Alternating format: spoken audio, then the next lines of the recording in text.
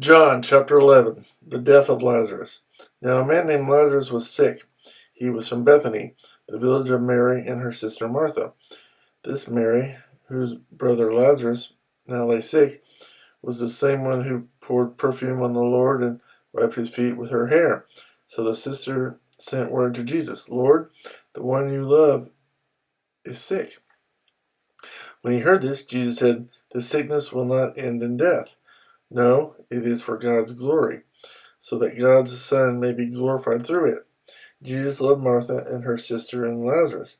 Yet when he heard that Lazarus was sick, he stayed where he was 2 more days. Then he said to his disciples, let us go back to Judea. But Rabbi, they said, a short while ago the Jews tried to stone you, and yet you are going back there? Jesus answered, are there not 12 hours of daylight? A man who walks by day will not stumble, for he sees by this world's light. It is when he walks by night that he stumbles, for he has no light.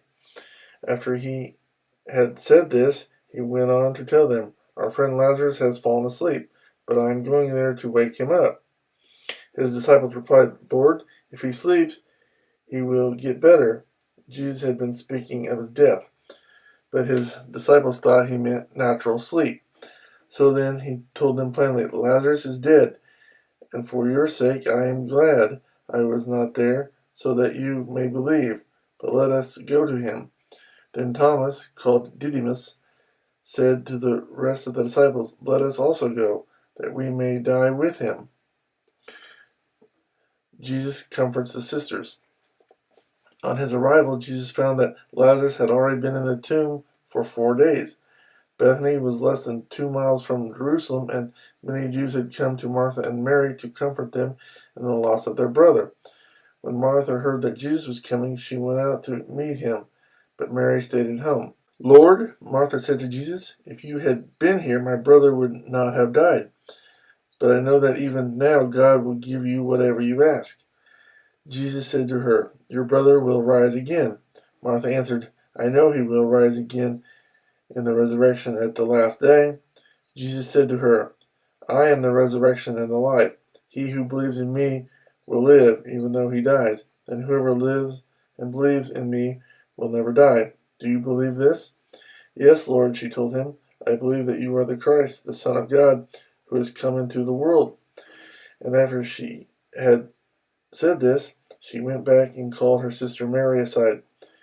The teacher is here, she said, and is asking for you. When Mary heard this, she got up quickly and went to him. Now Jesus had not yet entered the village, but was still at the place where Martha had met him. When the Jews who had been with Mary in the house, comforting her, noticed how quickly she got up and went out, they followed her, supposing she was going to the tomb to mourn there. When Mary reached the place where Jesus was and saw him, she fell at his feet and said, Lord, if you had been here, my brother would not have died. When Jesus saw her weeping and the Jews who had come along with her also weeping, he was deeply moved in spirit and troubled. Where have you laid him? He asked. Come and see, Lord, they replied. Jesus wept. Then the Jews said, see how he loved him? But some of them said, could not he who opened the eyes of the blind man have kept this man from dying? Jesus raises Lazarus from the dead. Jesus, once more deeply moved, came to the tomb. It was a cave with a stone laid across the entrance. Take away the stone, he said. But Lord, said Martha, the sister of the dead man, by this time there is a bad odor, for he has been there 4 days. Then Jesus said, did I not tell you that if you believe, you would see the glory of God? So they took away the stone. Then Jesus looked up and said, Father, I thank you that you have heard me.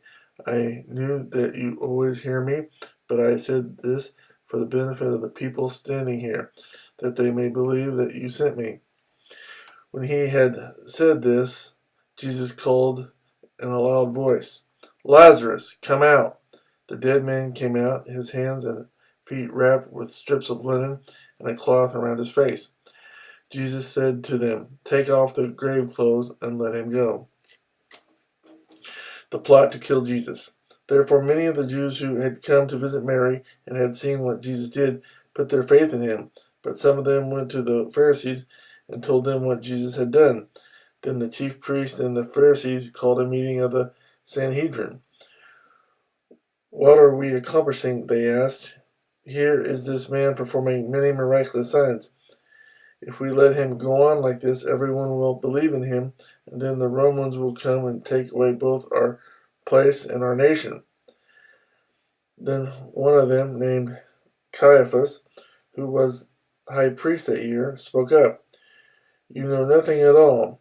You do not realize that it is better for you that one man die for the people than that the whole nation perish."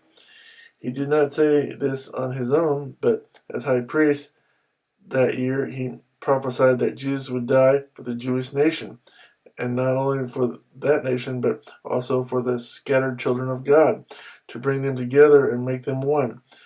So from that day on, they plotted to take his life.